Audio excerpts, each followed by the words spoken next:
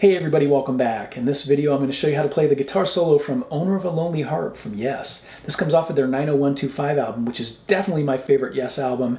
Don't get me wrong, I love the earlier prog stuff, but 90125 has great musicianship, great production, great songs. It just has it all. It's just a fantastic record. Now also, there's some interesting stuff going on from a guitar effect standpoint, so we're going to talk about that first. All right, let's go ahead and jump on into it. And then right after that, we'll break it down note by note. Let's go. Now at its core, it's probably obvious that Trevor's lead guitar tone is overdriven or distorted.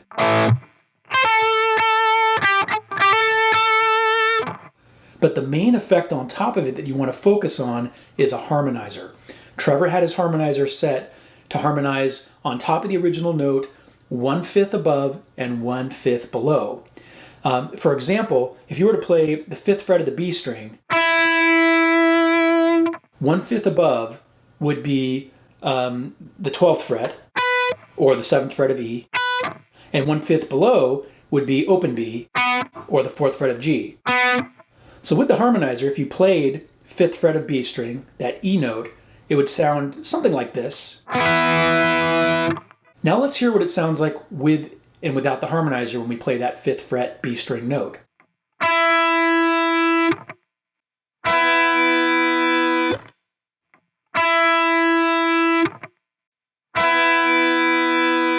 So you can hear that it sounds a bit metallic, right? It's kind of got a cool overtone to it, that metallicness that it creates. Now Trevor was most likely using one of the early versions of the Eventide harmonizer to create that effect. That was a pretty expensive processor back in the day, but fortunately since then, guitar pedal manufacturers have come up with much more affordable ways to harmonize or pitch shift. Probably the best known pitch shifter over the years has been the Digitech Whammy pedal, but the one that I like the best is the Boss Harmonist. I have here an early version of the Boss Harmonist called the Boss Super Shifter, but it's actually capable of doing intelligent harmony, so it takes you a step further than regular pitch shifting. However, for this solo, you just need very basic pitch shifting. Again, 1/5 above and 1/5 below the original note. Now these days for my YouTube videos, I'm always using the Line 6 Helix, which has built-in pitch shifting and harmonizing capabilities. Now keep in mind that some pitch shifters or harmonizers are only capable of doing one harmony, or pitch shift. If that's the case, I would do the 5th above, if you could only do one. In fact, when I set up my Line 6 Helix to do the pitch shifting here, I have the harmony above a little bit louder than the harmony below. I think it sounds better that way. Now, if you don't have a pitch shifter or harmonizer, you can still play the solo. I'd say about 75% of it is still very recognizable without the pitch shifter. Now, another option is if you're recording it, you can always create the harmony yourself. So for example, again, 5th fret of B, harmony is going to be 7th fret of E, or 12th fret of B, right? You can do it that way manually. You can do it that way live with another guitar player. You can have them recreate the harmony. Now, another really cool option that you can do, and I've seen Paul Gilbert do this, and it sounds really, really cool, is think of each note as a little mini chord consisting of the root and the 5th note. So for example, the first two notes, you're basically going. So if you were to play that in chord format, it would be. Paul plays most of the solo like that, and it sounds really awesome. So those are a couple ideas that you can play around with if you don't have a pitch shifter or a harmonizer. All right, now I'm going to play the entire solo for you slowly with the tabs on the screen. That way the more advanced players can get through this more quickly. Then after that, we'll break it down note by note, and I'm going to play it without the harmonizer. That way you can hear it more clearly as you listen and or practice along. All right, let's go.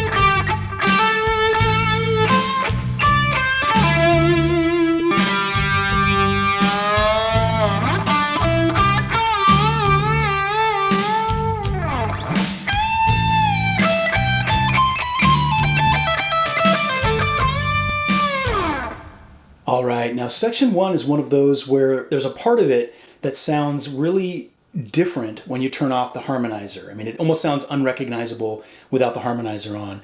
So what I'm going to do is I'm first going to play section 1 with the harmonizer on at normal and slow speed, and then I'll play it without the harmonizer on at normal and then slow speed.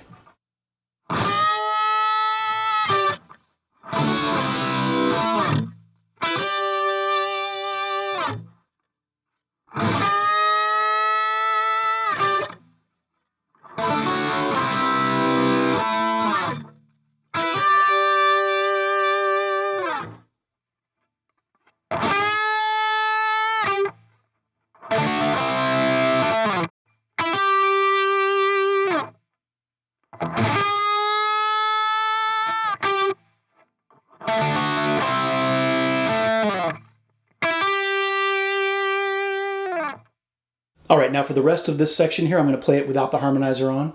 So the first box is going to go like this.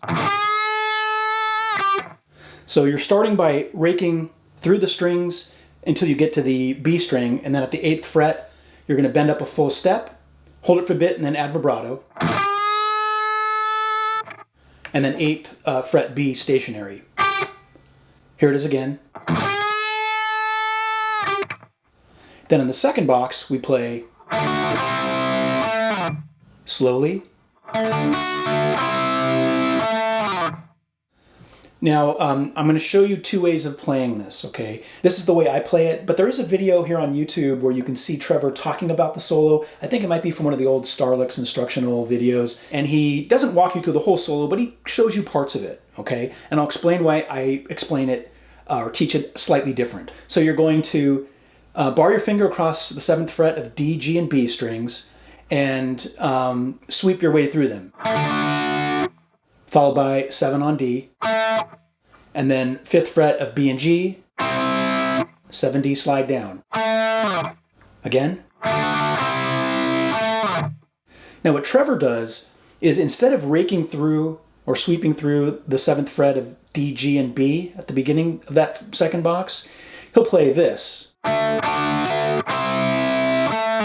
So what I did there is after playing the 7th fret of D, I play 7 of G and B together. Right, kind of a classic double stop bluesy movement. There's a lot of bluesiness in this solo when you take off the harmonizer. But the reason I separate the G and B strings is it sounds like that while Trevor's intent may have been to go, it seems like he swept or sweeped through those first 3 notes. It sounds better to me when you play it that way. You can figure out what sounds best to you. Then in the 3rd and final box, we play. So it's 5th fret of B, hammer on to 8, add vibrato, slide down. You can see I pause slightly before the vibrato. All right, let's tie those 3 boxes together and play section 1 one more time, slowly and then at normal speed. And again, I have the harmonizer turned off.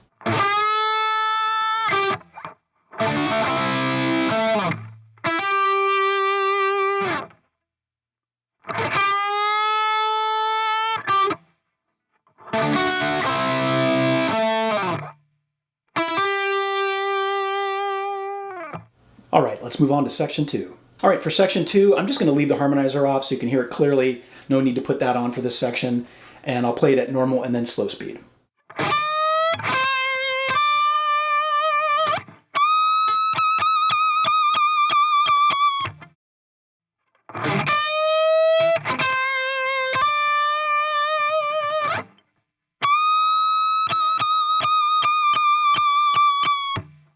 Let's break it up into 2 boxes, and in the first one we play. So we'll start by raking up through the strings again until you get to the 10th fret of the high E string and then bend it up slowly. Then after that, there's a quick little string scratch on the B string followed by 8th fret of high E add vibrato. That little is really faint in the mix. You can even leave it out if you want. Then after that, you're going to very, very quickly hammer from 8 of high E to 10 of high E. And then apply vibrato. It's very quick. I probably am not doing it quick enough, to be honest. You can even leave it out and just play 10th fret of high E. And then add vibrato. Here's that first box again. Now in the second box, I'm actually going to show you two ways of playing this, and I'll explain why I'm showing you two ways. The first way is like this. So we pick the 21st fret of the high E string and bend it up 1.5 steps. And then you start picking the note as you bring it down and adding wide vibrato. And bring it down almost all the way. You bring it down to where it's about 1/2 step up.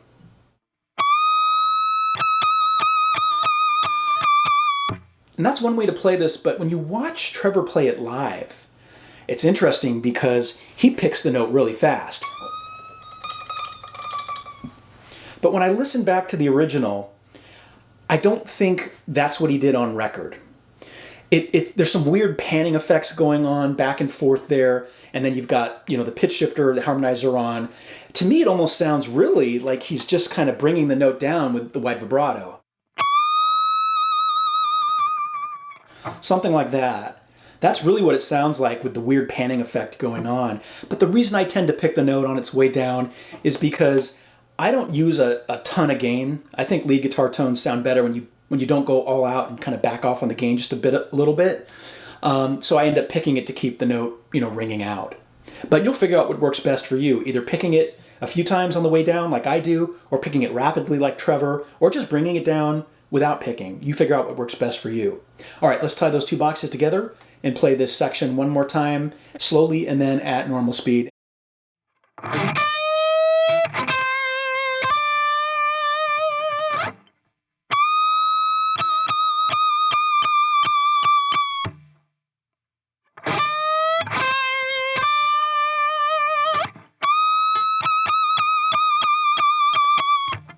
Now once again, you can play that last box a couple different ways. Either picking the note approximately as many times as I do on the way down, picking it rapidly, or just bringing it down without picking it, whatever sounds best to you. Here's the overdub wah-wah part that goes on top of the end of section 2, and I'm going to play it without the wah so you can hear it in its purest form.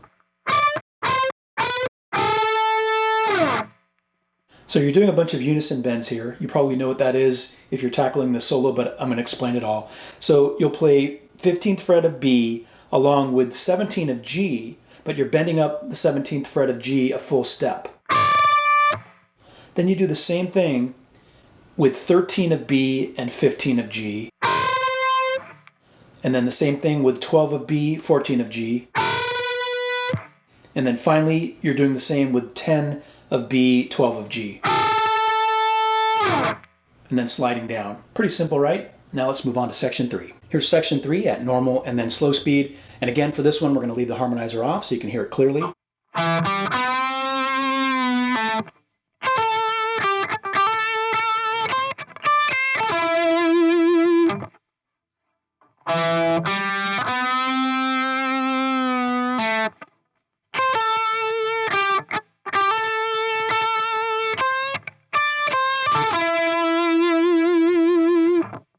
Let's break it up into 3 boxes, and in the first one we play. So it's the 2nd fret of D, followed by open G. Then 4th fret of G, bend it up 1/2 a step, add vibrato, bring it down.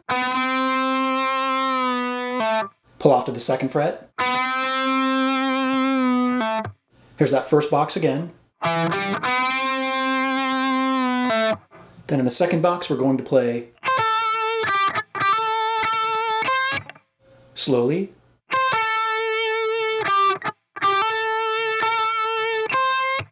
So we start with 8 on high E and then 10 on B, add vibrato. I always think of like Albert King or Stevie Ray Vaughan. Very bluesy kind of thing. I told you there's a lot of blues licks throughout this lesson. And then 8 on B, followed by a string scratch. And then 8, hammer on to 10, add vibrato. And then 10 again, wider vibrato. So far. And then 8, high E, half step up, bend. Here's that second box again. slowly.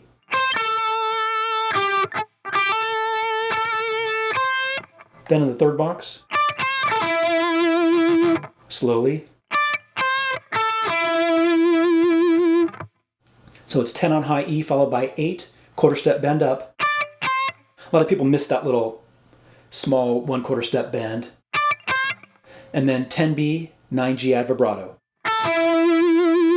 So that third box again. Let's tie those 3 boxes together and play section 3 one more time, slowly and then at normal speed.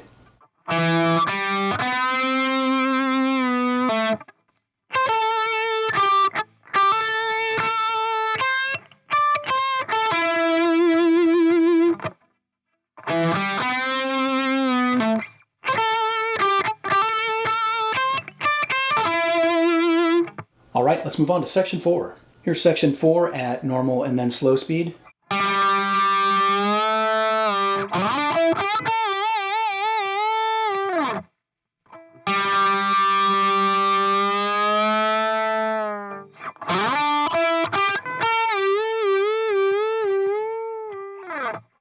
So in the first box, we play. Now, you can see at the beginning there's this little ghosted 9th fret G string note. That's leading off from the last section where we ended with.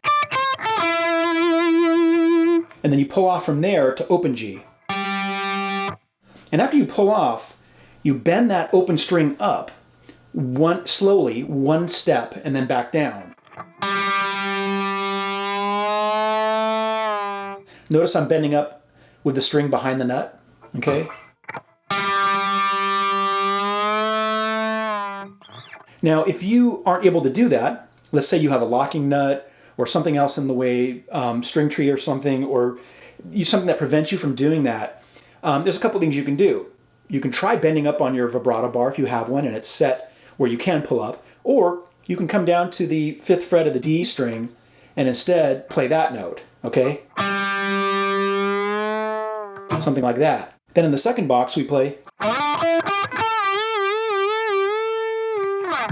Now I'll play it with the harmonizer so you can hear how that sounds.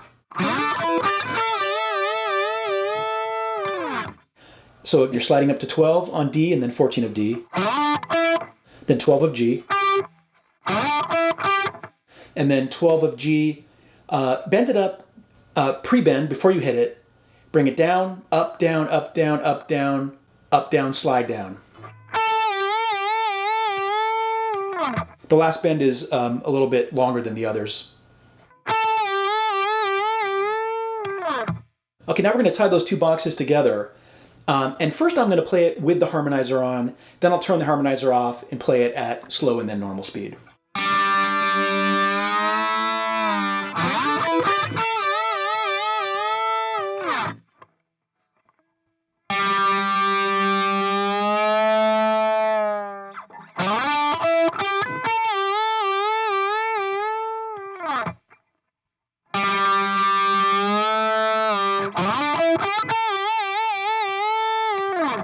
Okay, let's move on to section 5, the final section. Here's section 5 without the harmonizer at normal and then slow speed.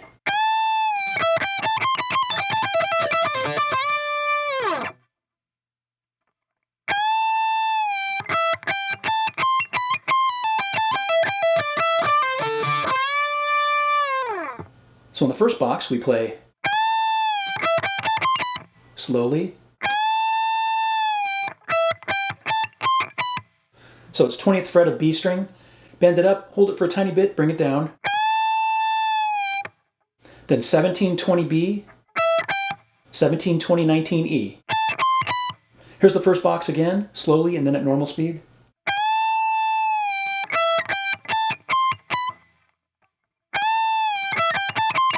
Now here's the second box, slowly. So on the high E string, it's 20, pull off to 19, pull off to 17. 20B, 17E. So far in the second box. 20B, pull off to 17, 20B, pull off to 17. 19G, 17B. Here's that second box, slowly and then at normal speed.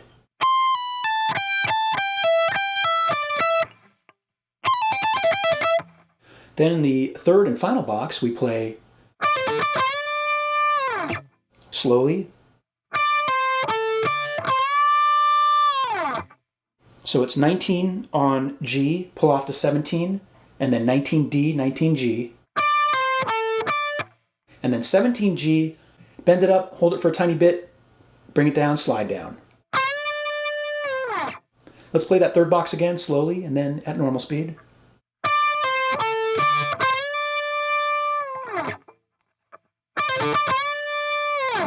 All right, let's tie all three boxes together and play section 5 one more time, slowly, and then at normal speed.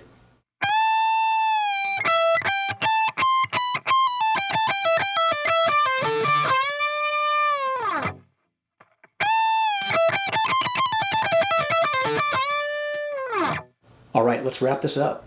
Well, that was my lesson on how to play the guitar solo from Yes's Owner of a Lonely Heart. If you found it helpful or informative, I would appreciate a thumbs up, and please hit that subscribe button if you have not done so already and you want to catch more content like this in the future.